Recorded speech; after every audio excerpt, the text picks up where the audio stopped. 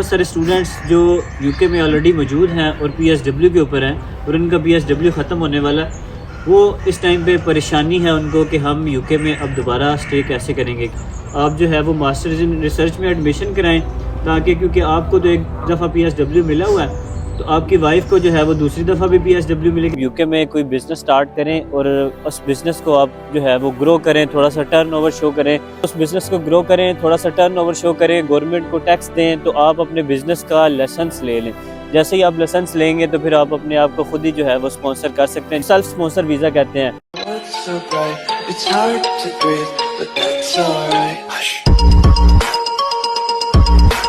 अस्सलाम वालेकुम। बहुत सारे स्टूडेंट्स जो यूके में ऑलरेडी मौजूद हैं और पीएसडब्ल्यू के ऊपर हैं और उनका पीएसडब्ल्यू ख़त्म होने वाला है, वो इस टाइम पे परेशानी है उनको कि हम यूके में अब दोबारा स्टे कैसे करेंगे। क्या हम अनदर मास्टर की तरफ चले जाएं, क्या हम कोई स्पॉन्सर जॉब अगर उनको नहीं मिली तो क्या वो केयर वीज़ा या कोई और वीज़े के ऊपर जाएँ। अब वो भी क्योंकि डिपेंडेंट उसमें भी बंद हो गया, तो अब उनको अपने फ्यूचर की समझ नहीं आ रही।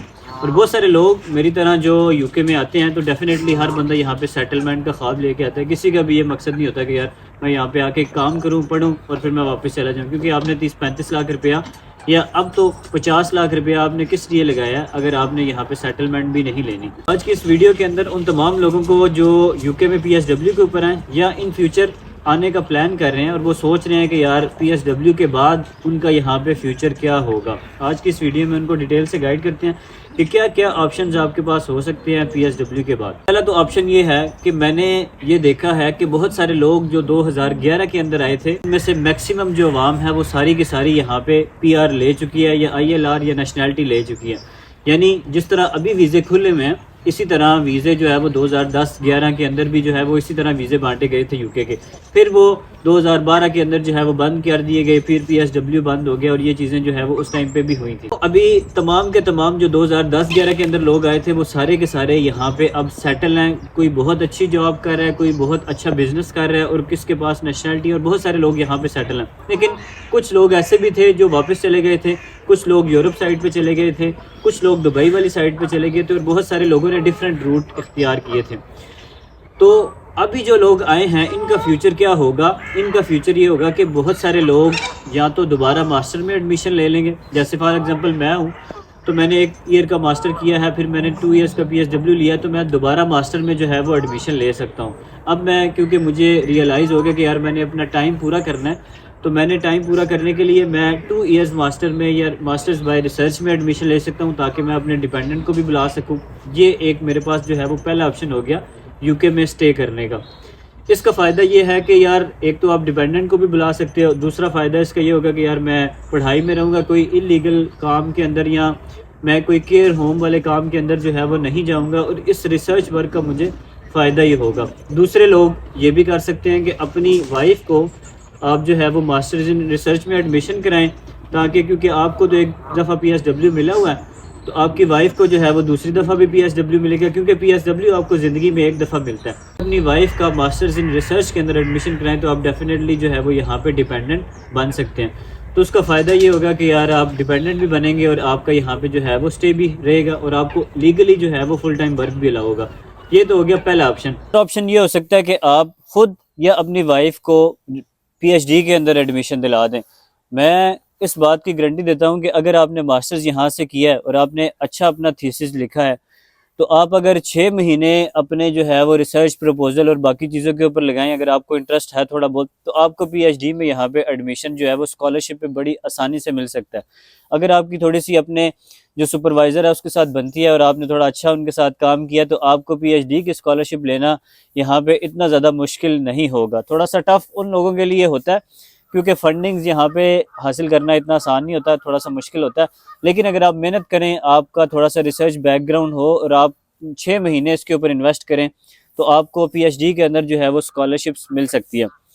फिर तीसरा ऑप्शन है आपके पास अपने आप को खुद स्पॉन्सर करने वाला, यानी बहुत सारे लोग जो है वो यूके के अंदर सेल्फ स्पॉन्सर वीज़े के ऊपर अपने आप को खुद स्पॉन्सर कर लेते हैं, यानी कोई बिजनेस शुरू करते हैं। पिछले साल बड़ी डिटेल में इसके ऊपर वीडियो बनाई थी कि आप यूके में कोई बिजनेस स्टार्ट करें और उस बिजनेस को आप जो है वो ग्रो करें, थोड़ा सा टर्नओवर शो करें, प्लस उस बिजनेस को ग्रो करें, थोड़ा सा टर्नओवर शो करें, गवर्नमेंट को टैक्स दें, तो आप अपने बिजनेस का लाइसेंस ले लें। जैसे ही आप लाइसेंस लेंगे तो फिर आप अपने आप को खुद ही जो है वो स्पॉन्सर कर सकते हैं, जिसको सेल्फ स्पॉन्सर वीज़ा कहते हैं। बहुत सारे लोग इसके बारे में पूछते हैं, आने वाले टाइम में डिटेल में इसके ऊपर वीडियो बनाएंगे कि आप किस तरह यूके के अंदर बिजनेस कर सकते हैं और अपने आप को खुद ही जो है वो सेल्फ स्पॉन्सर कर सकते हैं। चौथा ऑप्शन हो सकता है यूके से कनाडा, ऑस्ट्रेलिया या अमेरिका मूव करने का। बहुत सारे लोग यहाँ से अभी, क्योंकि आपको आइडिया है कि T20 वर्ल्ड कप जो है वो स्टार्ट होने वाला है, मेरे बहुत सारे लोग जानने वाले अभी अमेरिका का वीज़ा फ़ाइल कर रहे हैं। अगर आप भी यूके के अंदर इस टाइम मौजूद हैं और अमेरिका का वीज़ा फ़ाइल करना चाहते हैं तो अनकरीब जो है वो मैं बड़ी डिटेल से इसके ऊपर वीडियो बनाऊंगा कि आप यहाँ से अमेरिका कैसे जा सकते हैं।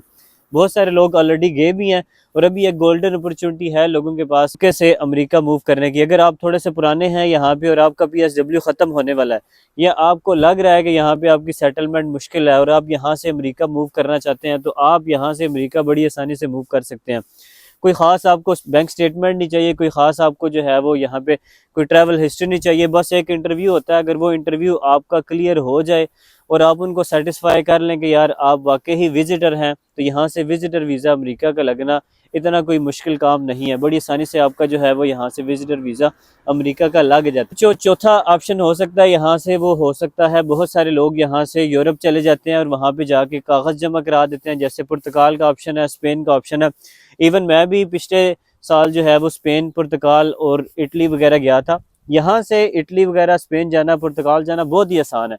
बहुत सारे लोग जिनकी सेटलमेंट नहीं होती, या वो PSW के अंदर होते हैं, या वो यहाँ पे आते हैं और अपना जो है वो टाइम पूरा करते हैं, उसके बाद उनको आगे एक्सटेंशन नहीं मिल रही होती किसी रीज़न की वजह से, यहाँ से यूरोप बहुत बआसानी जा सकते हैं। और बहुत सारे लोगों के यूरोप के अंदर कोई ना कोई रिलेटिव होते हैं, वो उनको फिर कुछ ना कुछ सपोर्ट करके वहाँ पे जो है वो सेटलमेंट में उनकी आसानी हो जाती है। बहुत सारे लोग यूँ भी करते हैं कि आते साथ यहाँ से पुर्तगाल चले जाते हैं, वहाँ पे जाके जो है वो अपनी फ़ाइल लॉक करा देते हैं, फाइल लॉक करा के आके वो दोबारा यहाँ पे भी मूव हो जाते हैं। फिर ये होता है कि उनकी डिग्री जैसे ही कंप्लीट होती है तो उसके बाद जो है वो उनकी वहाँ पे कुछ ना कुछ कागज़ का, कुछ ना कुछ जो है वो उनके कागज़ शागज़ बन जाते हैं।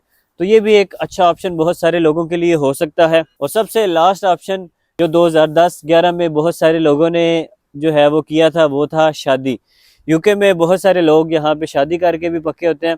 अगर आपको वाकई कोई दिल से बंदा पसंद आए तो आप शादी भी कर सकते हैं यहाँ पे। शादी वाला ऑप्शन तो हमेशा ही यहाँ पे रहा है और हमेशा ही रहेगा। ये तो ना कभी ख़त्म होगा और ना ही कभी ख़त्म हो सकता है। तो ये एक अच्छा ऑप्शन है। आपको अगर दिल से वाकई किसी को जो है वो कोई बंदा पसंद आए तो आप उससे शादी भी कर सकते हैं। लेकिन कुछ लोग इसको गलत तरीके से भी इस्तेमाल करते हैं। मैं पर्सनली आपको ये रिकमेंड नहीं करूँगा। उसकी रीज़न ये है कि यहाँ पे अगर इस तरह की शादियों में बहुत सारे लोगों की ज़िंदगियाँ बर्बाद होते हुए हमने यहाँ पे अपनी आंखों से देखी हैं। और बहुत सारे लोगों को कागज़ तो उन्होंने किसी न किसी तरीके से ले लिए थे, लेकिन उनकी ज़िंदगियाँ जो है वो इस रीज़न की वजह से बहुत सारी ख़राब हुई हैं। तो होपफुली कि आपको इस वीडियो से काफ़ी जो है वो इन्फॉर्मेशन मिली होगी। ये जितने भी पॉइंट्स मैंने आपको बताए हैं, इन पॉइंट्स के ऊपर अगर आप वीडियोस देखना चाहते हैं प्रॉपरली ब्रीफ में कि कैसे PhD में एडमिशन लेना है, कैसे आपने यहाँ से कनाडा या अमेरिका मूव करना है, कैसे आपने जो है वो यहाँ से आप यूरोप मूव कर सकते हैं, कैसे आप अपने आपको सेल्फ स्पॉन्सर वीज़ा दे सकते हैं, तो ये सारी चीज़ें अगर आप डिटेल में देखना चाहते हैं तो एक एक टॉपिक के ऊपर मैं आने वाले टाइम के अंदर वीडियोस बनाऊंगा। आप कमेंट में भी कह सकते हैं। तो आज की वीडियो में इतना ही। मज़ीद इसी किस्म की वीडियोस बनाते रहेंगे। बहुत शुक्रिया। अल्लाह हाफ़िज़।